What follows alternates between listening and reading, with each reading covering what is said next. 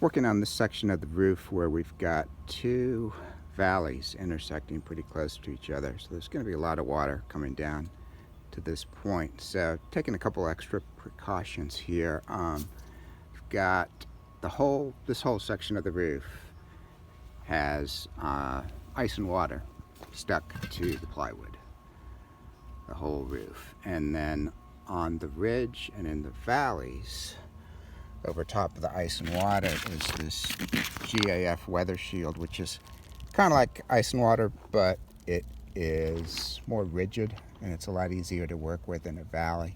So that's what I'm using in those locations. But it's very thick, it's peel and stick, and it's adhered to the plywood. And then down at the bottom, I've got an extra wide drip edge. See what that looks like over here where there isn't any primer on it. So extra wide, like a 6 inch drip edge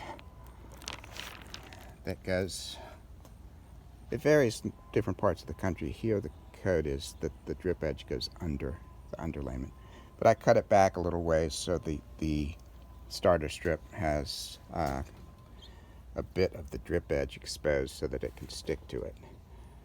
And then in the corners here, the drip edge is overlapped and it's cemented with a good bead of polyurethane roof cement. This is one of those areas where it's good to buy the good stuff, I think. This is more expensive than the asphalt stuff, but I think it's a lot better. And then finally, I sprayed the drip edge with this asphalt primer. So you wait for that to dry, and that just makes the peel and stick starter strip stick better to the drip edge.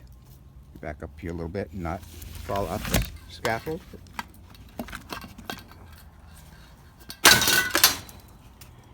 So that's how it looks right now. Just need to wait for this stuff to dry. When it doesn't come off on your finger, it's ready. And then I will put down that roll of peel and stick starter strip.